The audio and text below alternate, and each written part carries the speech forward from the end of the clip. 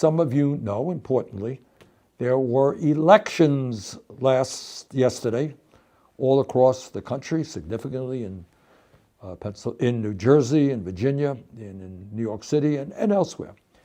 And the reality is that from one end of this country to the other, from California to New York, Democrats did very well. And there are a lot of reasons why people win elections, that's for sure.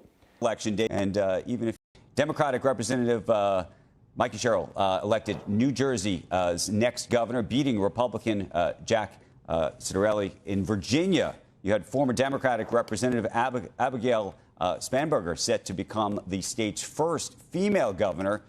Welcome back, and today we're diving deep into the seismic political shifts of the past week. The Democratic Party has not just rebounded in the off-year elections, they have absolutely dominated. Dominating is the right word. We're seeing a clear, decisive victory lap for Democrats across the country. From state legislative races to gubernatorial contests, the results are sending a very loud, very clear message to Washington. This isn't just about winning, it's about the margin and the momentum. It feels like a genuine blue wave 2.0, and it's a massive morale boost for the party heading into the midterms. The data is compelling. Turnout was surprisingly high for an off-year election, and that kind of engagement is fueling the Democrats. It's a clear sign of voter dissatisfaction with the current administration's performance 10 months into the second term. It's a warning shot, a massive one for the GOP. But while the national picture is huge, the most electric, most talked about victory is right here in New York City, the election of Zohran Mamdani as our next mayor. On January 1st, I will be sworn in as the mayor of New York City.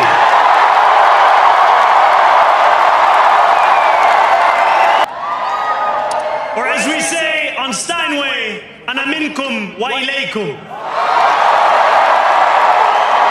Mamdani's win is a story that transcends local politics. It's a national headline, and it's a massive win for the progressive wing of the party, specifically for the Democratic Socialists of America. He's young, he's a Democratic Socialist, and he's now running the largest city in the country. It's historic.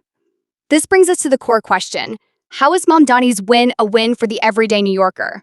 The feeling on the ground is one of genuine, if cautious, excitement.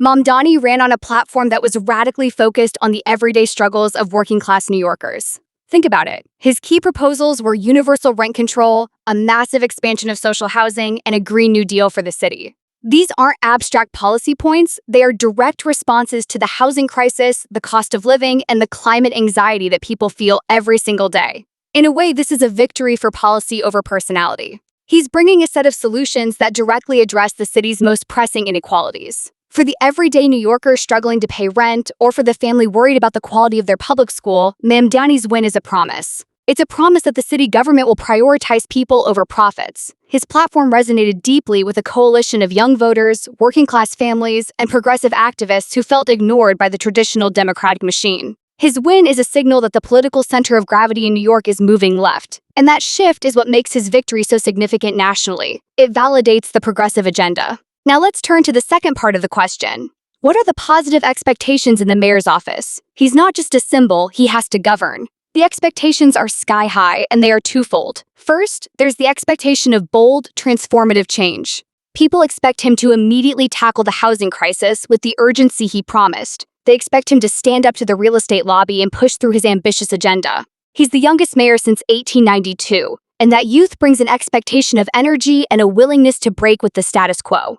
But the second expectation, and perhaps the more challenging one, is about unity and pragmatism.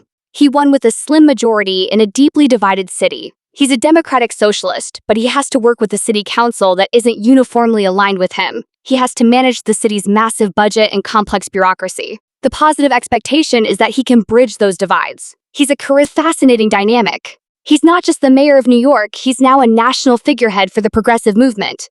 The world is watching to see if his policies can succeed in a major metropolitan area.